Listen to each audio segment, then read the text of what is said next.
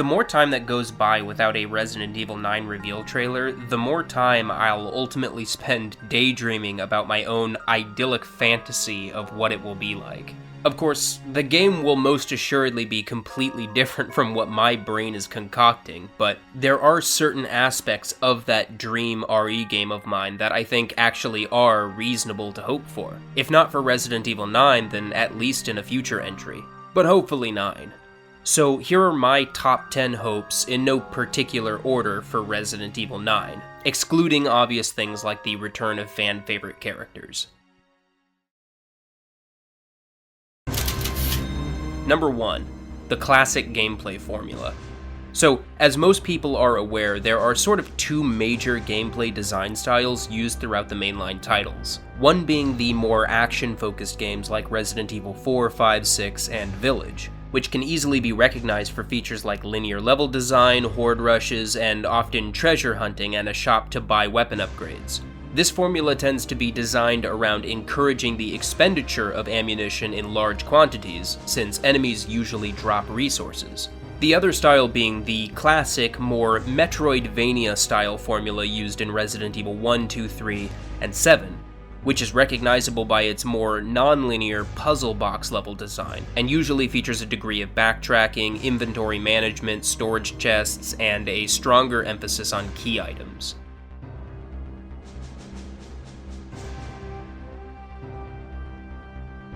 This style also tends to encourage the conservation of resources and a more frugal mindset from players in general, due to the fact that enemies give no reward when killed. These two design philosophies can and do overlap with and bleed into each other in many instances, most notably in Resident Evil 3 Remake and Village. But for the most part, any given Resident Evil game tends to lean more heavily into one or the other.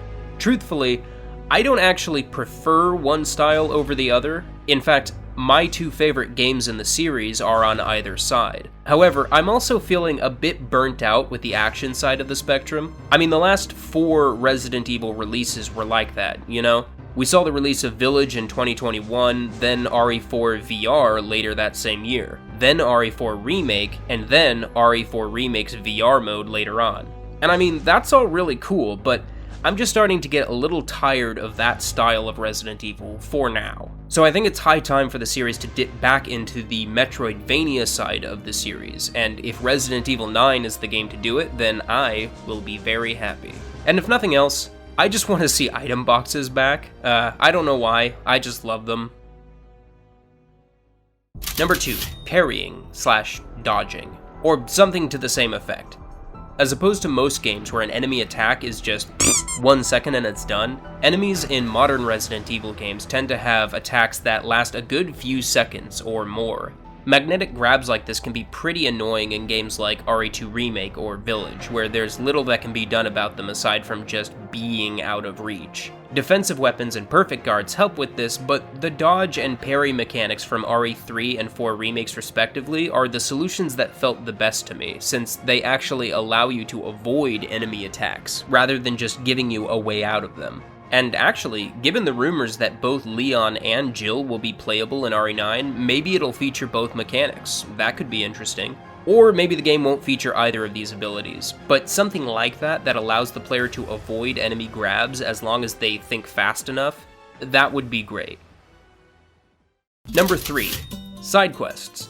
As in something akin to the request system from Resident Evil 4 Remake. Now, the requests from 4 Remake were obviously a concept which evolved from the medallion hunt in the original game, so in that respect, requests as a system might feel somewhat personal to Resident Evil 4 specifically. But I also think that it was just such a good and fun idea that it would be a real shame if they never came back. You know, just to add that little extra bit of content into the game, optional tasks that give the player more to do. Which, technically, I suppose Resident Evil has always kind of done anyway, but there was just something so satisfying about the specific way that Resident Evil 4 Remake did these little side quests. However, I suppose that a side quest system like this would be easier to implement when there is a merchant to frequent, and I already talked about wanting to return to the classic gameplay formula, so maybe this wouldn't be quite the right fit for the type of game I'm hoping for, but at the same time, I also think that a game focused around resource management could benefit tremendously from a system like this that would force players to calculate whether or not the reward is worth it. Or maybe I'm wrong, I don't really know.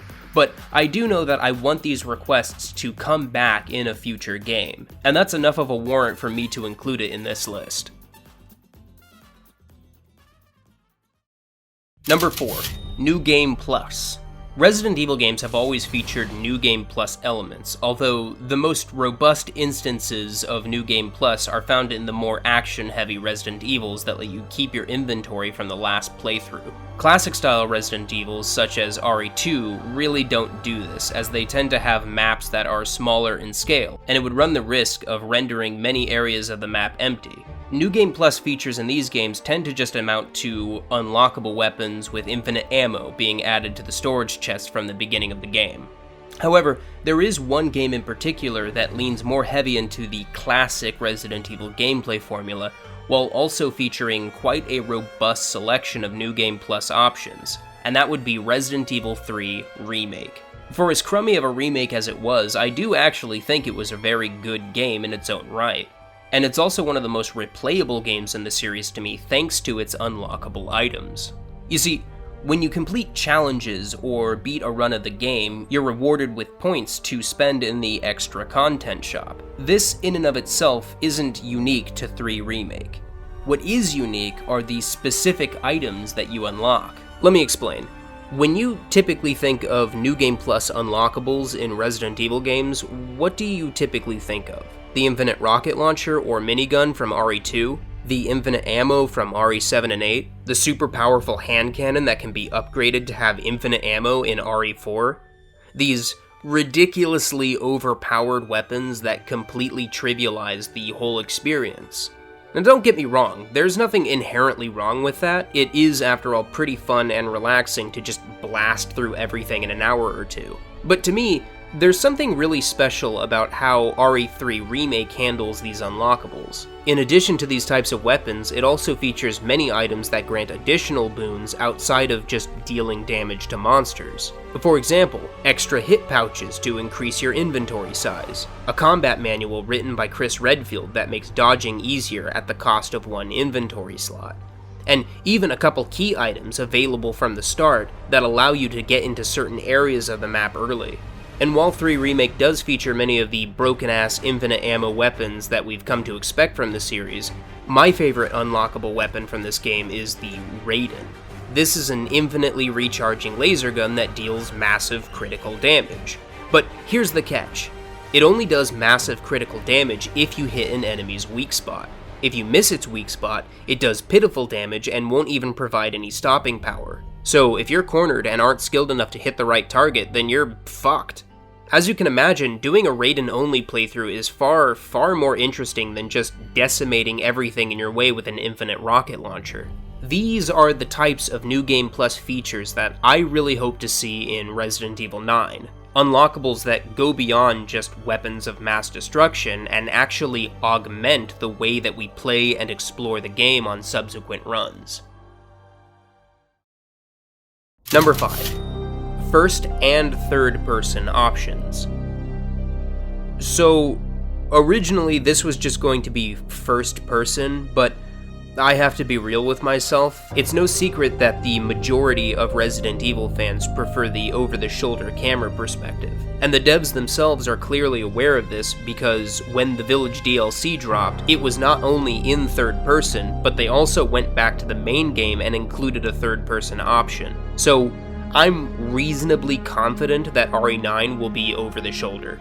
However, I really am fond of the first-person perspective. It is more immersive to me and does make the game scarier. It's hard to say, but I think I actually prefer it to over the shoulder. Like, if I made a tier list of my favorite Resident Evil camera perspectives, it would probably look like this. The series does also have a history of first-person cameras predating RE7, like the Gun Survivor games, the Chronicle games, the first-person mode in Code Veronica's Battle game, and the fact that Resident Evil 1 was originally planned to be in first-person before hardware limitations got in the way. So, I've never really felt like a first-person perspective was in any way antithetical to the Resident Evil series like many other fans do.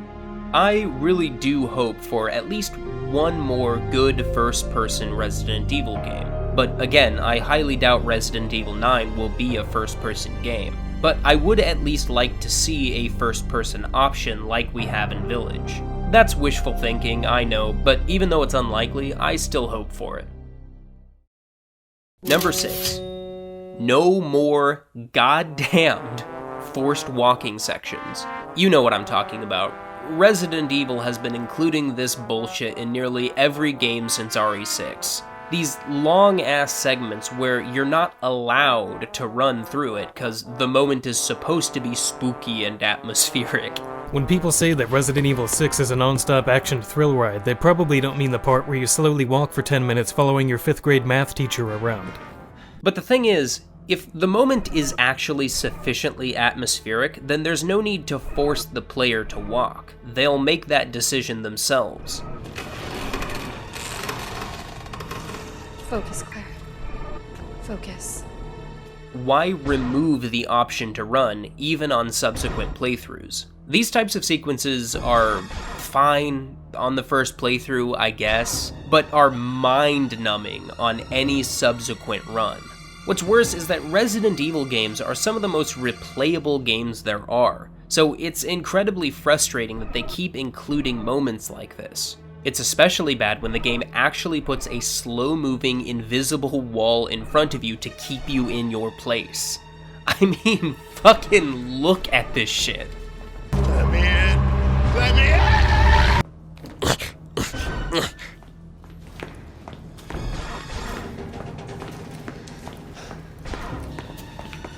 Not now. We need to get out of here first. Then fucking go! And this goes beyond just removing the run button. The series in general has had this thing for slow starts for quite a while now, even going so far as to slow down the beginnings of the remakes, which originally started right away. Like, check this out. In the original Resident Evil 2, the moment the opening cutscene ends, you have full control of the game's mechanics immediately. You can run, aim, shoot, open your inventory, everything, within the first second of gameplay. But when RE2 Remake starts, the only thing you can do is walk. Despite the fact that Leon and Claire already possess guns from the beginning, you're not allowed to equip them to test your aim or open your inventory or anything like that. First, you have to walk to the door, watch the cutscene, then walk to the back of the shop, watch the cutscene, and then, when put into combat, the game gives you the rest of your controls. Hey game, I wouldn't need you to tell me how to aim my gun if you just let me experiment with the controls a little bit beforehand.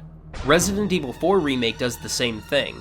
Again, in the original game, the moment the game starts, it fucking starts. You just have access to all your weapons, inventory, and abilities right away. For Remake though, first you have to walk all the way to the house, watch the door opening cutscene, walk to the back, open the door, watch the cutscene, and then you're allowed to aim your gun. And look, I hear you, RE2 Remake and RE4 Remake still start pretty quick and really aren't that egregious. But the same can't be said for RE3 Remake, which takes forever to get into actual gameplay. Even though, again, the original game starts the moment the opening cutscene ends. And things get really egregious with RE7 and Village. I mean, check this out. When I start up a brand new playthrough of Village and try to do the intro as fast as I can, meaning I'm running whenever the game lets me, ignoring things that I don't actually have to interact with, and skipping every cutscene, it still takes like 6 minutes just to get to the actual game. That's ridiculous. But it's nothing compared to 7's intro. If I want to start up a new playthrough of RE7 and I try to speed run through the intro section as fast as I can, meaning again, I ignore everything I don't technically have to interact with, such as the long-ass videotape sequence, it still takes me like 15 minutes just to get my hands on the first gun. I mean, the fucking world record speedrun takes like 14 minutes to get to this point, and I don't even consider the game to really start until after the dinner scene over 4 minutes later. So I end up having to wade through like 20 minutes of scripted bullshit just to start up a new playthrough. Please, Capcom, no more of this. Number 7. Separate scenarios.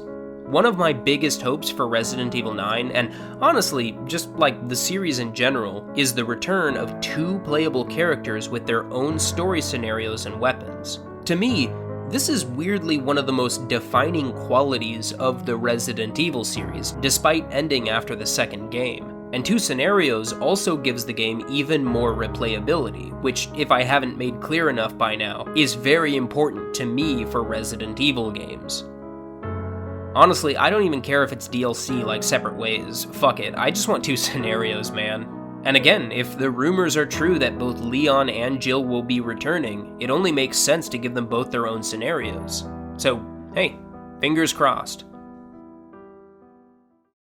Number 8. The option to unload guns.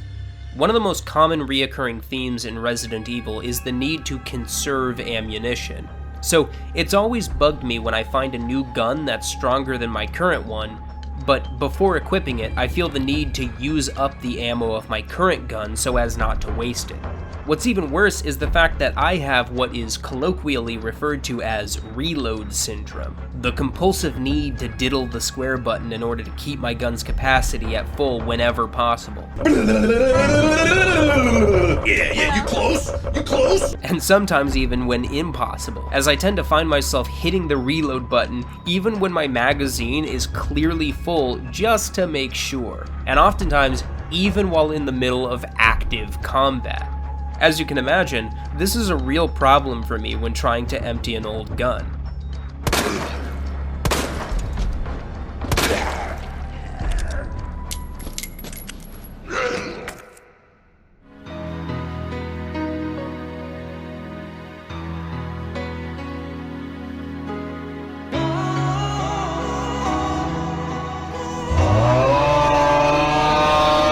So, the ability to just unload spare bullets whenever I choose would truly be a godsend. Number 9. Randomizer mode. Back when RE2 Remake was revealed, the devs confirmed that they chose not to include any random elements in order to make the game more speedrun friendly. And while the lack of random elements didn't end up being entirely true,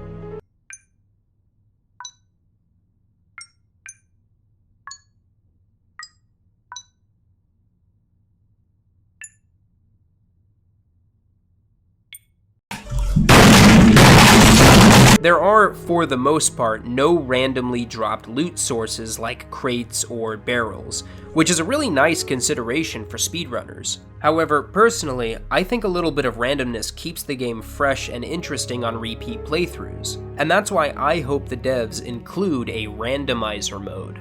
Randomizers are pretty popular in the Resident Evil modding scene, but I typically play Resident Evil games on my PlayStation, so having an actual randomizer mode baked into the base game would be sick. In fact, if Resident Evil 9 actually did get an official randomizer mode, I'd probably end up playing the normal run only once, then never touching it again in favor of doing a rando for every subsequent playthrough. And if you're thinking Capcom would never do that, well, think again, as they already have in the past with Resident Evil 2, specifically the N64 version only, but still. Number 10. VR mode. I really fucking love VR. I'm a huge VR enthusiast, and I'd honestly be really disappointed if Capcom stopped producing VR Resident Evil content. RE4 on the Quest 2 is my favorite game of all time, and Village VR mode was almost just as addicting to me. If you saw my old review of the many Resident Evil VR titles, then you know that I wasn't as big a fan of Resident Evil 4 Remake's VR mode, but even then, I had a lot of fun with it. One of the coolest things about the many VR Resident Evil titles are the extra mechanics that they throw in that really are only possible through the medium of VR. Come get some.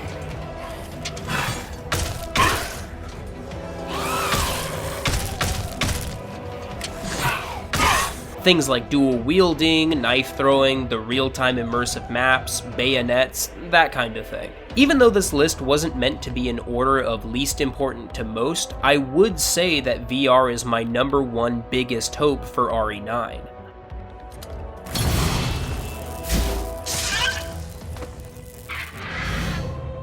I really want Capcom to keep learning from their VR development experience and get better and better at it.